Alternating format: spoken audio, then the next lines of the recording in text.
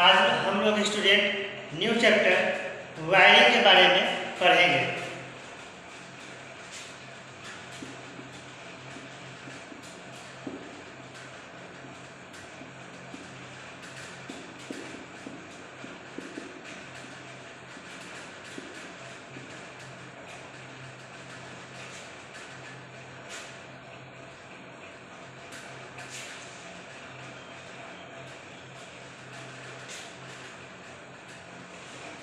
सबसे पहले जानेंगे इंट्रोडक्शन, परिचय।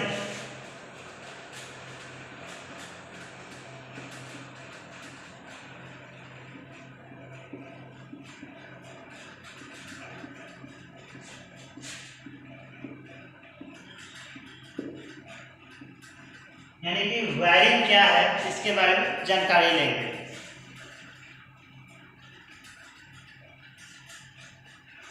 तो स्टूडेंट्स, आजकल विद्युत शक्ति का उपयोग हमारे लाइफ के लिए बहुत इम्पोर्टेंट है। क्योंकि हम अपने लाइफ में जैसे लाइट हो गया, इन्वर्टर हो गया और भी बहुत सारे पावर्स विद्युत का उपयोग करते हैं। अब विद्युत शक्ति एनर्जी को विद्युत शक्ति के रूप में प्रयोग करते हैं। जैसे इसमें विद्युत वितरण लाइट सप्लाई होते हैं, जैसे विद्युत सब स्टेशन डिस्ट्रीब्यूशन प्रणाली। इसमें आपको वायरिंग के लिए किया जाता है। जैसे कि किसी भी, आखिर इसका डिफिनेशन क्या है, परिभाषा तो क्या है, किसी घरेलू यानी कि अपने घर में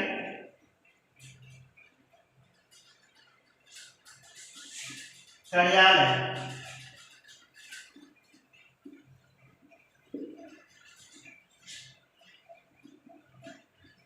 भवन, उद्योग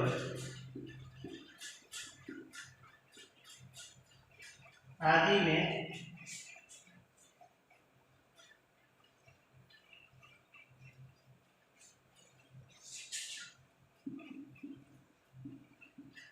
विद्युत शक्ति का उपयोग की विद्युत वायरिंग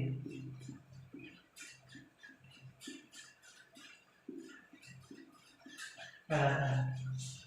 यानी कि विद्युत वायरिंग किसे कहते हैं, तो किसी भी घर हो, भवन हो, डिस्ट्रीब्यूशन ऑफिस हो, वहाँ पर जो शक्ति का उपयोग करने के लिए, विद्युत का जो उपयोग करने के लिए हम लोग वायर के जरिए, अर्थ के जरिए जो सप्लाई देते हैं उसे क्या कहते हैं, विद्युत वायरिंग कहते हैं। अब जानिए विद्युत वायरिंग के लिए भारत में विद्युत वायरिंग का क्या नियम है।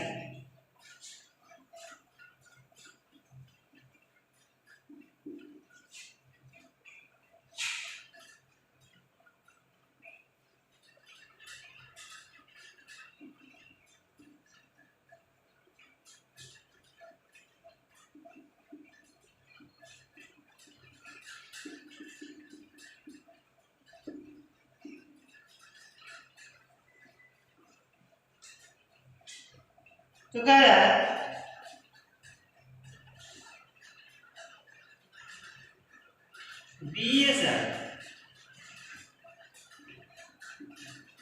बीएसआई का फुल फॉर्म क्या होता है, तो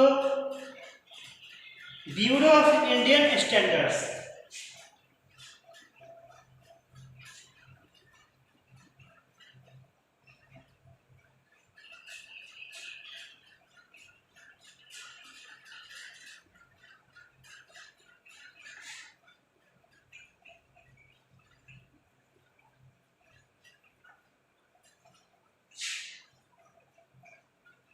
ब्यूरो ऑफ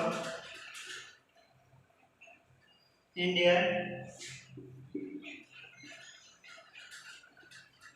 स्टैंडर्ड।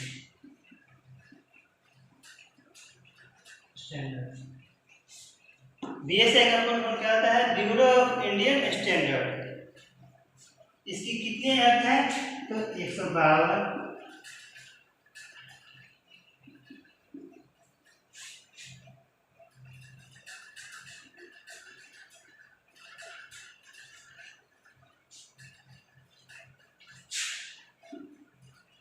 IS 1973 से 1986, ये सब इनके नियम बनाए गए हैं विद्युत स्टैंडर्ड का। IS 4648, IS 4648 and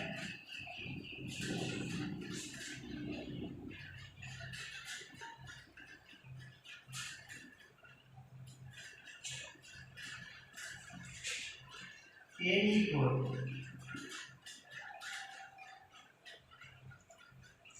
AE code का फुल फॉर्म क्या होता है? National electrical code. AAPI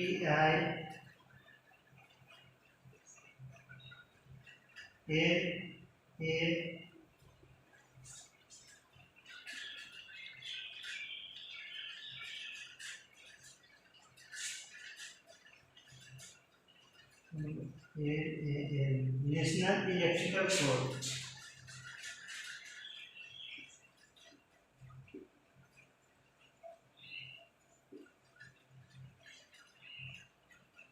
code के अंतर्गत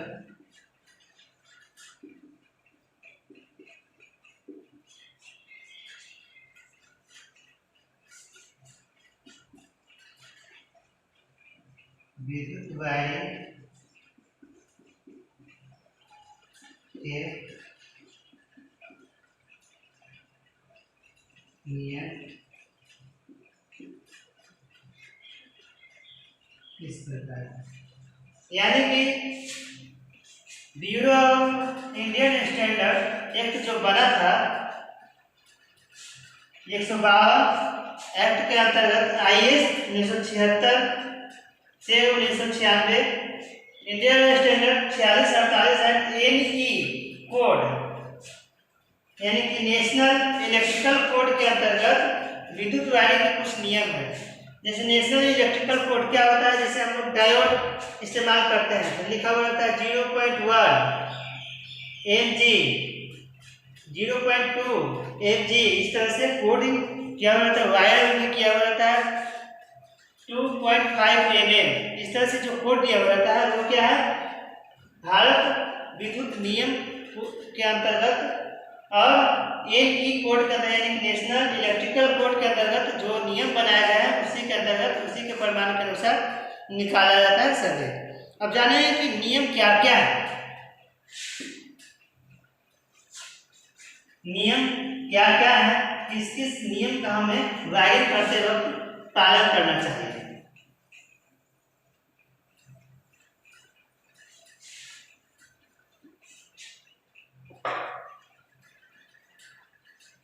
तो क्या है कि विद्युत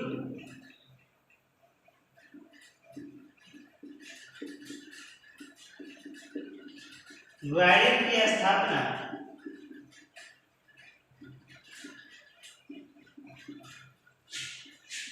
एवं मरम्मत का कार्य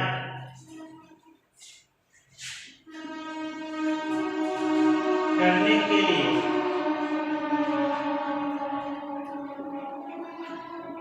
किसी लाइसेंस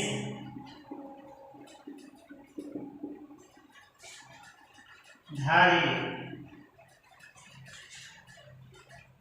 ठेकेदार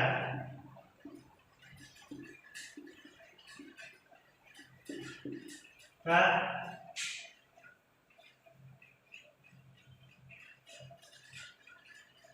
को ही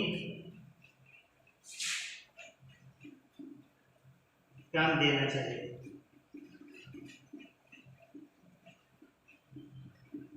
ये क्यों ये बनाया गया है कि किसी वायरिंग की स्थापना करने के लिए या उसकी मरम्मत का कार्य देने के लिए किसी लाइसेंसधारी यानी कि जो भारतीय स्टैंडर्ड इंडियन स्टैंडर्ड के जरिए जो प्रमाणित किया गया है उसका जो लाइसेंस किया हुआ होगा उसी को ये ठेकेदारी देना चाहिए। क्योंकि अगर मान लिया जाए कि जो लोकल एरिया में जो ठेकेदार है उसको देते हैं, हो सकता है वो बढ़िया से आपको वायरिंग न करे, मरम्मत न किया हो, तो उससे क्या होगा, आपको नुकसान होगा, झटके हो जाएंगे या फ्लैट में या बिल्डिंग में आग लग जाएगी, उसका कौन जिम्मेवार होगा, आप होंगे जिम्मेवार। इसलिए जो भी काम करवाना है वो लाइसेंसधारी ठेकेदार को ही दे। दूसरा है कि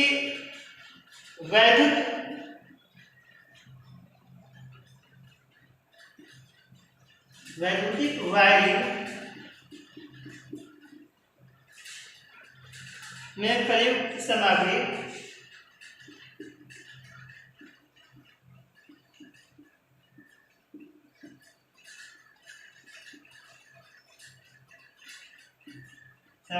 ISI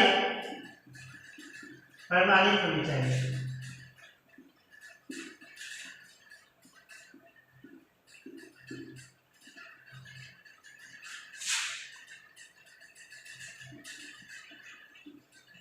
यानी कि उस पर इंडियन स्टैंडर्ड आइडेंटिफिकेशन के तहत उसमें हॉलमार्क होना चाहिए, ताकि आपको ये पता चले कि ये ब्रांडेड है और इसे विद्युत नियामक बोर्ड के जरिए ये आपको प्रमाण किया गया है कि यह विद्युत के लिए सही है। तीसरा है कि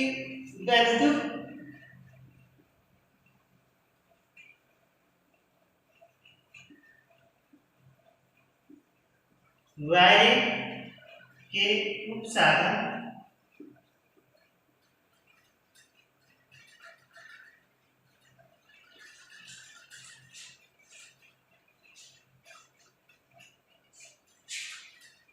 में विभक्त किया जाना चाहिए।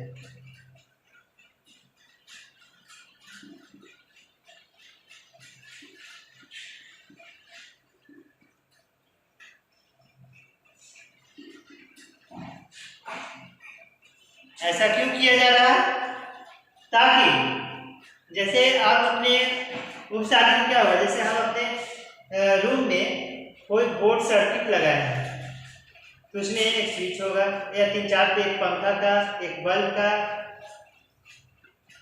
या 2 बल्ब हम लोड दिए हुए हैं, तो उसका और बरामदे का हो या हॉल का हो या छत का हो, वो सब का अलग अलग उपसाधन डिस्ट्रीब्यूशन बोर्ड बनाना चाहिए, क्योंकि लोड कम पड़ेगा और वायर की क्षमता के अनुसार उसमें वायरिंग हो जाएगी।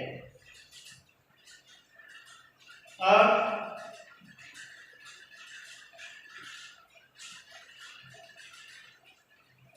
लाइट एंड फैन,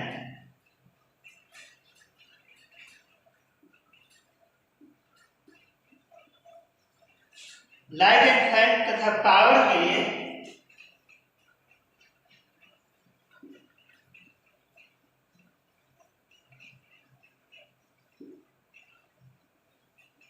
अलग डिस्ट्रीब्यूशन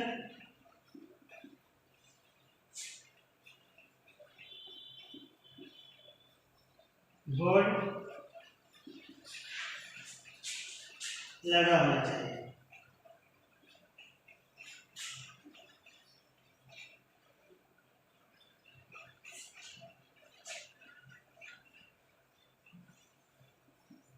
ये किस लिए ऐसा किया जा रहा है, ताकि जब अपने घर का जो मेन वायरिंग हम लोग कर रहे हैं वो स्विच से ना देकर क्या हो, मेन पावर बोर्ड से पूरी बिल्डिंग का देंगे। इससे क्या होगा, क्या अगर बाय द वे कहीं शॉर्ट सर्किट होती है या कहीं से तार ब्रेक हो जाती है तो उसे बदलने के लिए हमें मेन पावर से ऑफ कर देंगे, तो क्या पूरे बिल्डिंग में करंट ब्रेक हो जाएगी और आप उसे बदल सकते हैं या मरम्मत का काम कर सकते हैं, अपने विद्युत को, अपने बिल्डिंग को झटके से बचा सकते हैं, आग लगने से बचा सकते हैं। यहाँ तक आप समझ गए होंगे, ठीक है। तो अब अगला पॉइंट देखेंगे।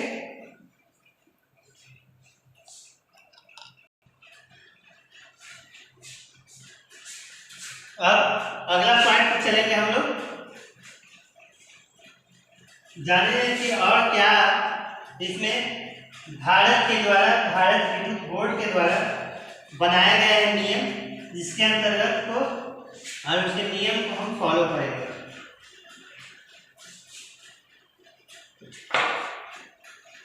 चौथा पॉइंट है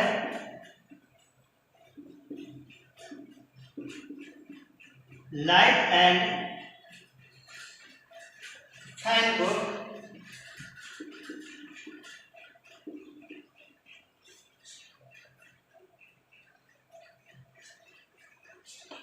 फैन में 10 से अधिक, क्या कह रहा है कि लाइट एंड फैन में 10 से अधिक और पावर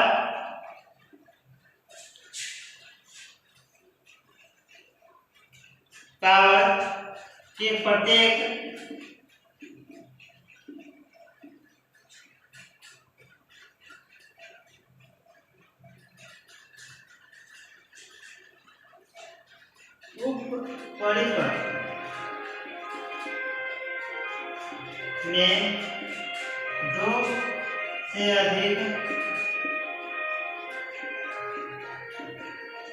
उपबिंदु नहीं होने चाहिए।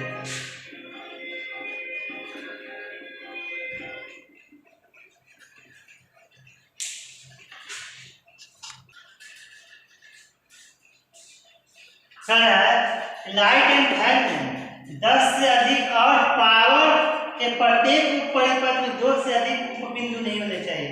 यहाँ पे उपबिंदु का मतलब क्या होगा कि एक डिस्ट्रीब्यूशन यानी कि जो मेन पावर देंगे उससे 10 से अधिक बोर्ड या स्विच का पावर नहीं दिया होना चाहिए। उससे क्या होगा, उससे ओवरलोड हो जाएंगे और क्या होगा, वो परिपथ टूट जाएंगे या शॉर्ट सर्किट हो जाएंगे। तो ये आपके लिए नुकसान है, पूरा बिल्डिंग में जो रहने वाले लोग हैं उसके लिए नुकसान है, बिल्डिंग के लिए भी वो, क्योंकि उसमें आग भी लग सकती है और आपको नुकसान होगी, झटके भी लग सकते हैं आपको। अब जानेंगे अगला पॉइंट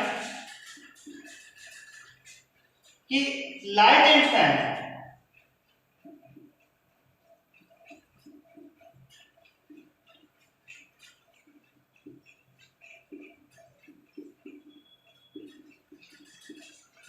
फैन के लिए कुल लोड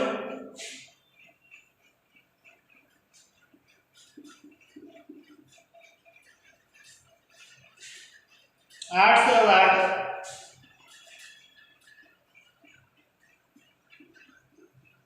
और उप परिपथ के लिए कुल लोड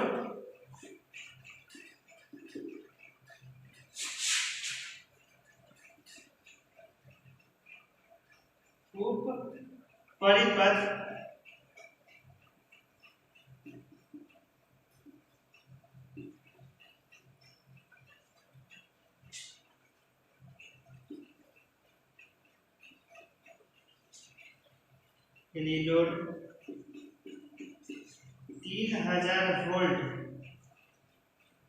से ज्यादा नहीं होनी चाहिए।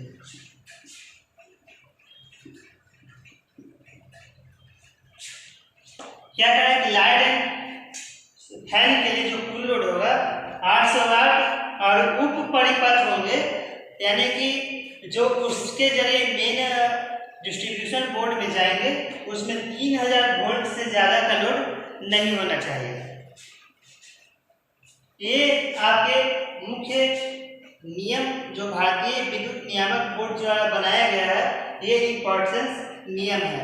अब जानेंगे कि लोड की गणना किस प्रकार से की जाती है, कितने कितने वाट पर लोड की गणना की जाती है। इसे आप समझ गए होंगे, इस नियम को अच्छी तरह से याद कर लीजिएगा क्योंकि यह आपके एग्जाम में पूछ सकते हैं।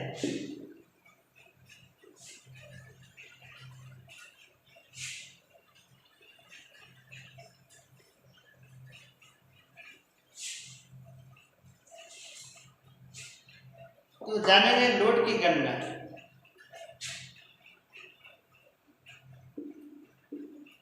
अगला टॉपिक क्या है? लोड की गणना करना।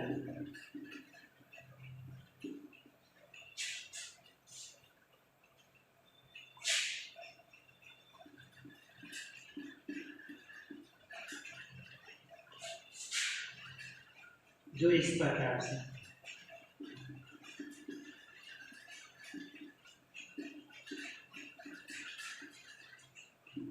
पहला क्या है कि लैंप जो होना चाहिए, यानी कि जो बल्ब होगा तो वो कितना वोल्ट पर होना चाहिए? 60 वाट।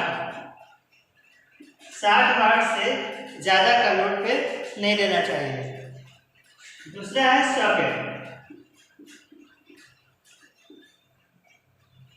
सॉकेट कितना वाट का होना चाहिए? तो 100 वाट। तीसरा है आपका फ्लोरेंस लैंप ट्यूब।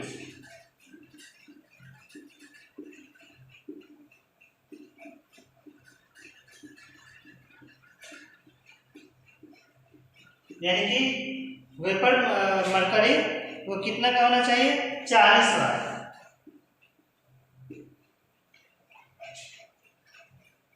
चौथा है छत का पंखा, यानी कि सीलिंग फैन जिसे हम बोलते हैं, ये कितना वाट का होना चाहिए? तो 60 वाट। इससे ज्यादा का लोड नहीं दिया होना चाहिए। पांचवा पॉइंट में क्या है कि मरकरी वेपर लैंप।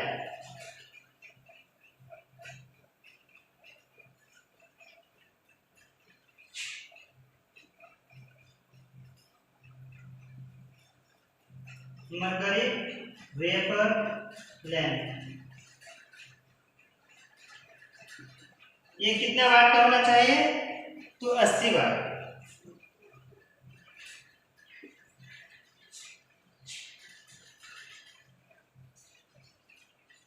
और लास्ट क्या है? तो पावर सॉकेट।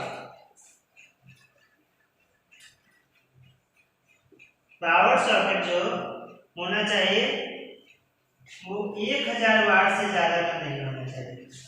कितने इसमें वायरिंग के लिए गणना करने की विधि है? तो 6 है। पहला है लैंप। लैंप कितना होना चाहिए?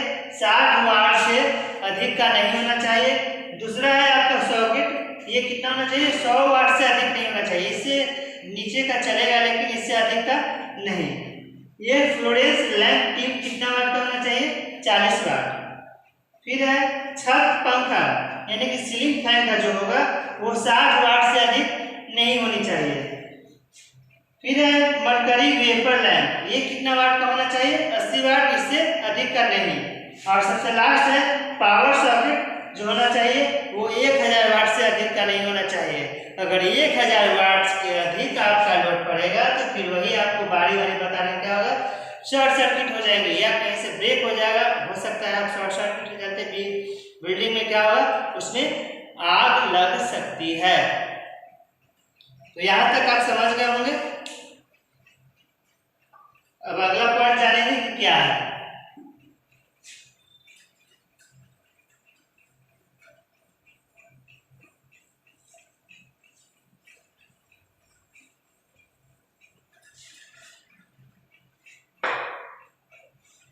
कह रहा है कि नियंत्रक स्विच बोर्ड, यानी कि जो हम मेन पॉइंट देंगे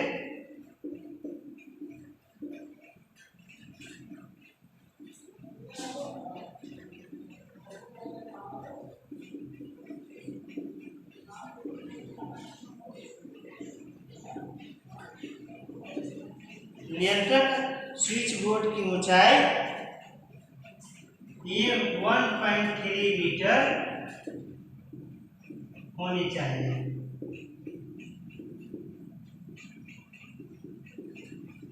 यानी कि जो मेन हम पूरा बिल्डिंग का जो स्विच देंगे वह 1.5 मीटर होनी चाहिए। इससे ज़्यादा नहीं, इससे ज़्यादा आप कर सकते हैं। इसलिए किया जाता है ताकि कोई बच्चा उसे जाकर पकड़े नहीं, उसे खिलवाड़ ना करे।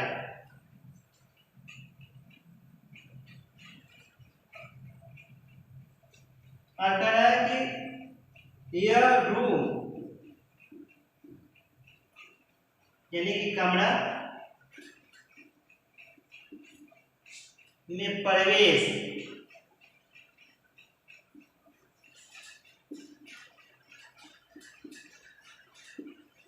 करते समय किधर होना चाहिए, तो बाईं ओर स्थापित करना चाहिए।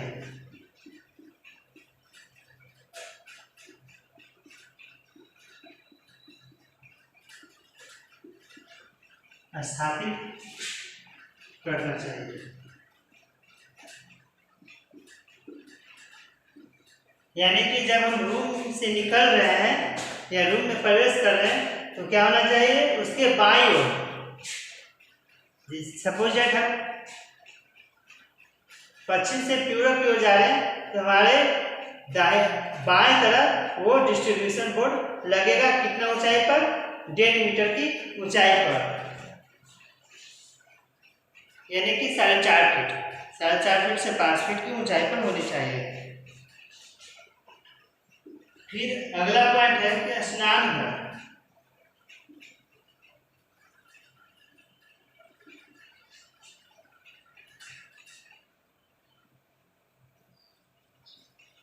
स्नान घर में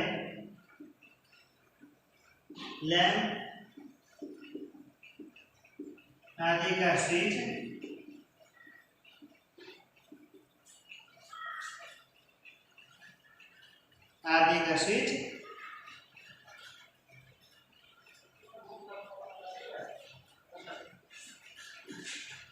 स्नान घर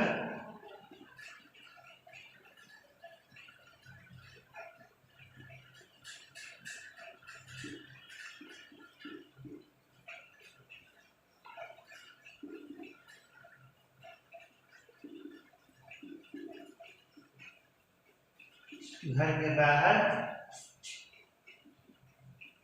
स्थापित करना चाहिए।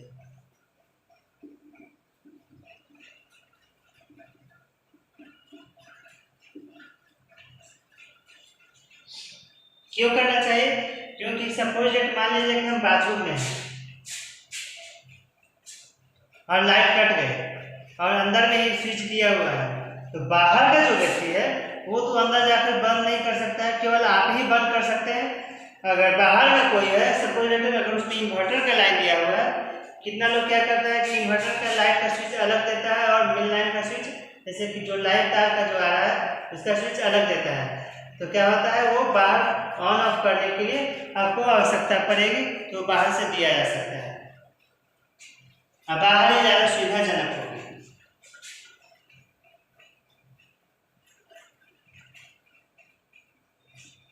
अब कह रहा है कि गैलरी,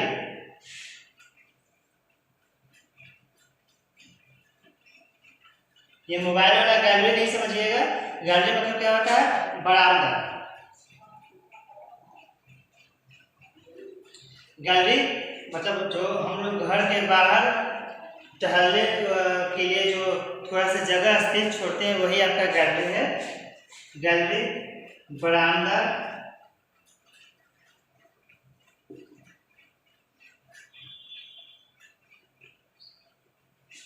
टेरेस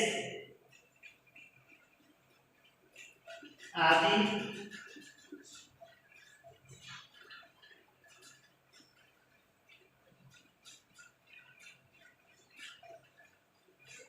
स्विच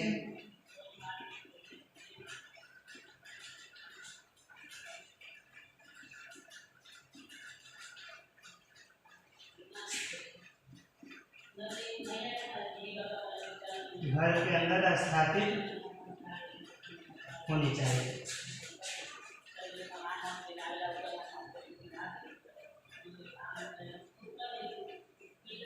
क्या करें कि गैलरी, बरामदा और टेरेस इत्यादि जो भी हम लाइट या स्विच का प्रयोग करेंगे या फैन भी लगाते होंगे, तो उसका जो स्विच होना चाहिए वो घर के अंदर होना चाहिए, रूम में होना चाहिए या बरामदा में ही लगा होना चाहिए। टेरेस का जो स्विच है बाहर में ना बल्कि अंदर में लगा है। इतना तक आप समझ गए होंगे। अब अगला पॉइंट देखेंगे।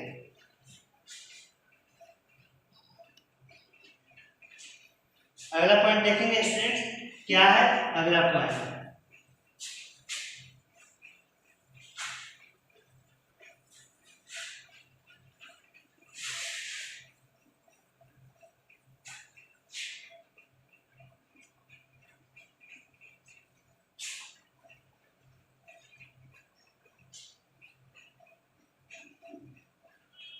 कह रहा है कि घर के बाहर स्थापित सभी लाइट, घर के बाहर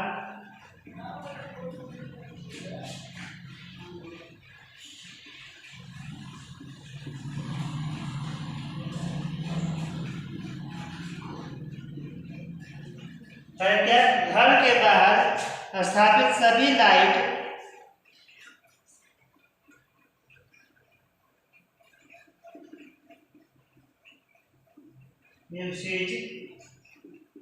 जल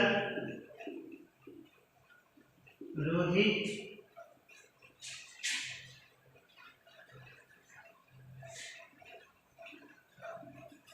प्रकार का होना चाहिए।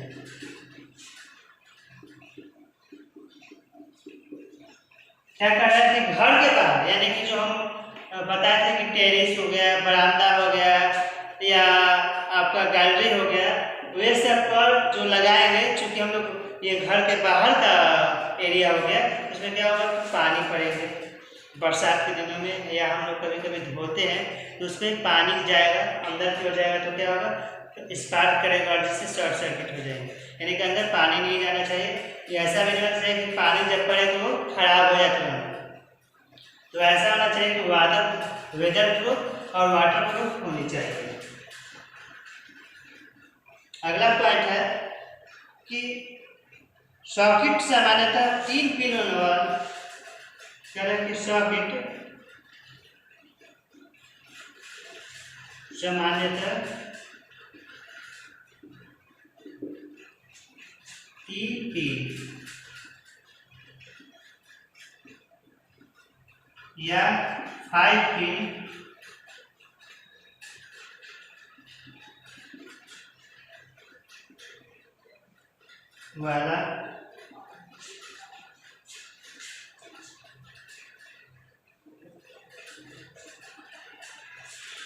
वाला स्थापित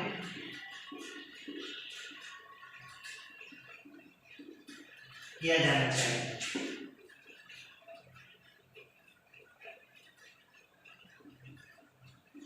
और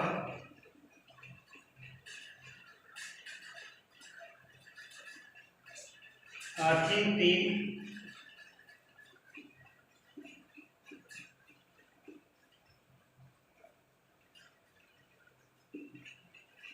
सामान्यतः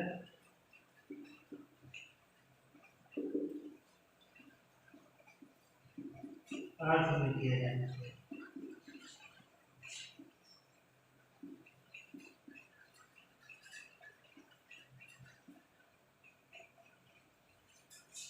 क्या करना है कि सॉकेट सामान्यतः 3 पिन या 5 पिन वाला स्थापित करना चाहिए।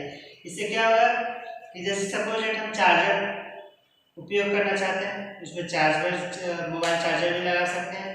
इन्वर्टर का वायर अगर हम अलग से पंखा के लिए देना चाहते हैं तो उसे 5 पिन सॉकेट में दे सकते हैं, 3 पिन सॉकेट में लगा सकते हैं।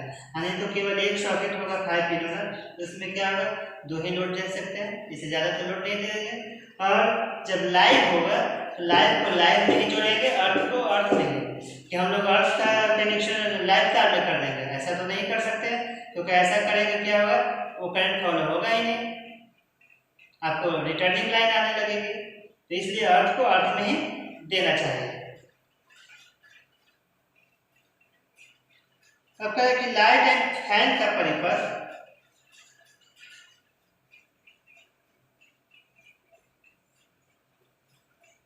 ये है आपका अगला पॉइंट, लाइट एंड फैन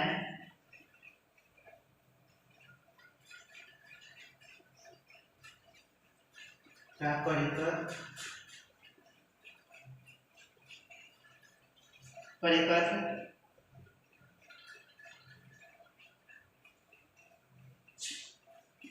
में 5 एम्पियर तथा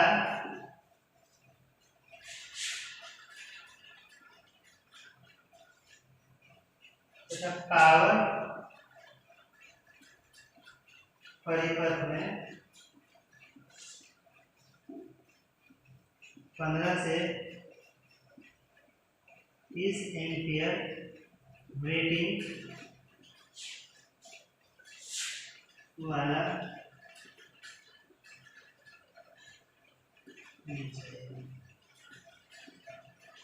यह कहने का तात्पर्य है कि जो हम ये 3 पिन या 5 पिन वाला जो सर्किट उसमें स्थापित करेंगे वो कितना एम्पियर का होना चाहिए।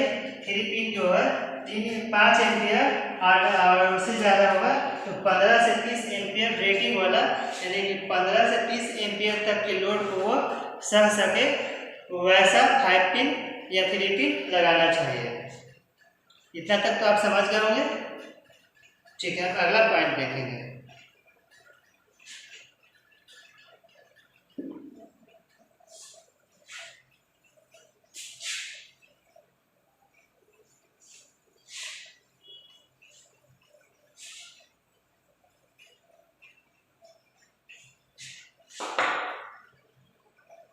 कह रहा है कि छत के पंखों के ब्लेड्स, कह रहा है छत के पंखों के ब्लेड्स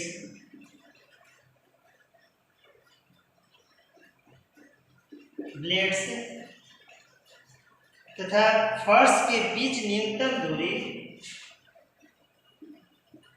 तथा फर्श के बीच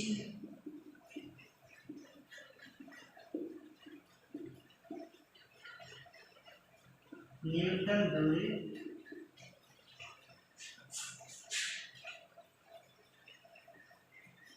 2.4 मीटर एवं 3 मीटर का अंतर होना चाहिए। कहने का तात्पर्य मतलब है कि जो छत पे हम लोग फैन लगाए हुए हैं उसके जो ब्लेड्स की दूरी होगी, यानी कि जो सीलिंग फैन की ब्लेड्स की दूरी होगी वो कम से कम 2.4 मीटर से 3 मीटर, यानी कि कितना हो जाएगा, 1 मीटर में 3.25 फीट होता है, यानी कि 10 फीट की दूरी पर होनी चाहिए कम से कम। उससे अधिक आप जितना पर आप फिट कर सकते हैं। अगला पॉइंट है कि वायरिंग में प्रयुक्त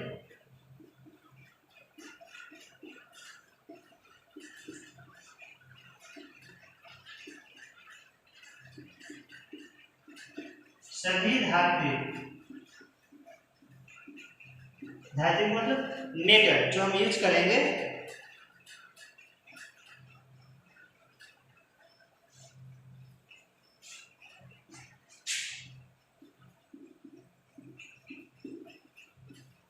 वह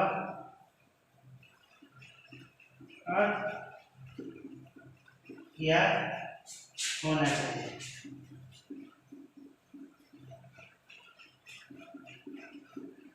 क्या कहते हैं कि जो भी धात्विक यानी कि जो मेटेलिक होगा उसमें सभी में क्या होना चाहिए, अर्थ किया हुआ होना चाहिए, बॉडी अर्थ, यानी कि जो एक्स्ट्रा न्यूट्रल के अलावा एक बॉडी अर्थ दिया हुआ होता है। किस लिए देना चाहिए, ताकि जो अर्थ के एक्स्ट्रा जो एनर्जी होगा वो बॉडी अर्थ के जरिए अर्थ में अंदर चला जाए, इसलिए अर्थ करना चाहिए, बॉडी अर्थ भी दे देना चाहिए। फिर अगला पॉइंट है कि सभी प्रकार के लाइटों की फर्श की ऊंचाई, जितने भी हम लोग लाइट का उपयोग करेंगे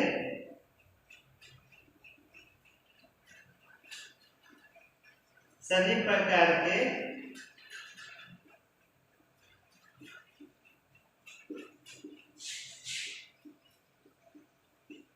लाइटों की ऊंचाई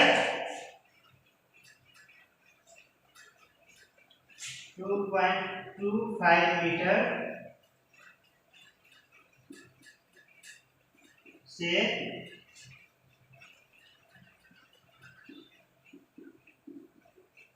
कम नहीं होनी चाहिए। यानी कि घर में हम बरामदा में या टेरेस पे जो भी लाइट्स का उपयोग करेंगे वो 2.25 मीटर से कम नहीं होनी चाहिए। उससे अधिक हो चलेगा लेकिन उससे कम क्या डिस्टेंस नहीं होनी चाहिए। अब अगला पॉइंट देखेंगे, ये आप समझ गए होंगे।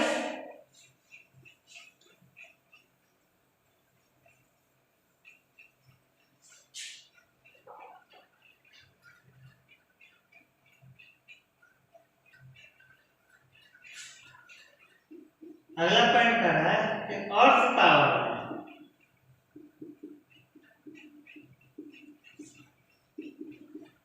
कोई भी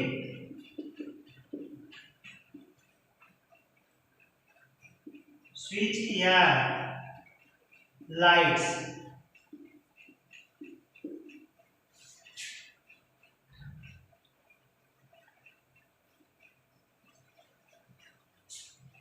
हो या फ्यूज हो वो संयोजित नहीं किया जाना चाहिए।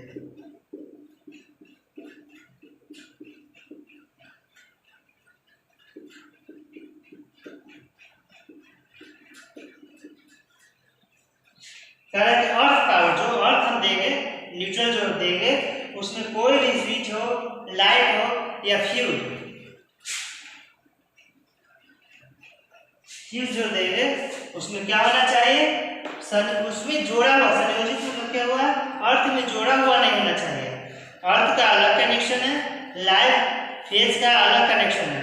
अगर अर्थ वाला कनेक्शन हम फेज में कर देंगे तो क्या होगा, रिटर्निंग लाइन आएगा, आपका बल्ब जलेगा, न फ्यूज में पावर आएगा और न आपका पंखे में पावर जाएगा। इसलिए अर्थ को अर्थ में करें और फ्यूज को अलग से कनेक्शन करेंगे। इतना तक आप समझ गए होंगे।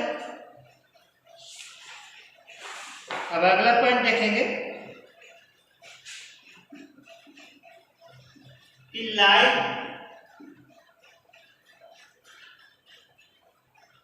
या फेज चालक में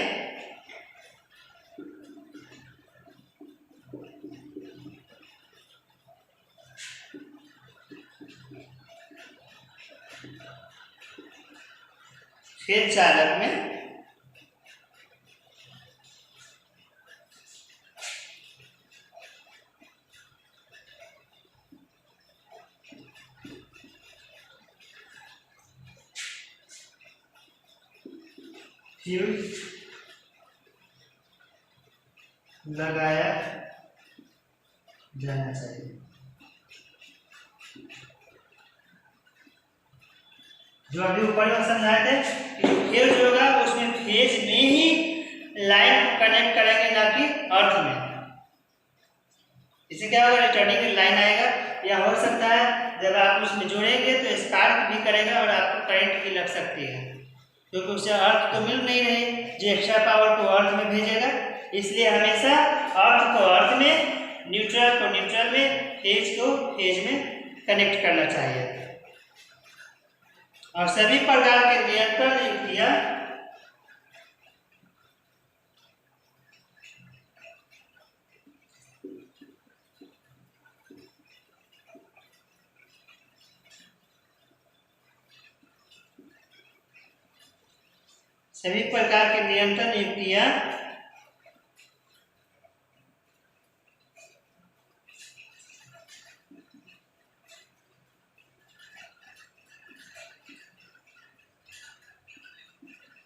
स्विच चालक पर ही प्रयुक्त करनी चाहिए। कहने का तात्पर्य हुआ कि जब हम भी स्विच या कोई सर्किट का जब लाइन उसमें जब जोड़ेंगे तो क्या होना चाहिए, एक किससे बना होता है, बैटरी लाइट का स्विच बना होता है, उसी में जोड़ना चाहिए। ना कि उसे ओपन करके जोड़ेंगे तो क्या होगा, कोई भी हम ही क्या होगा, कभी कभी धोखा हो सकता है, उसे हम छू देंगे, इससे क्या होगा, आपको करंट मारेगा, झटका लगेगा और आपको नुकसान हो सकती है, आपका जान भी जा सकता है। तो इतने पॉइंट्स है जिसे आपको ध्यान में रखना होगा। अब इसे आप समझ गए होंगे और नोट डाउन भी कर लीजिएगा। ओके।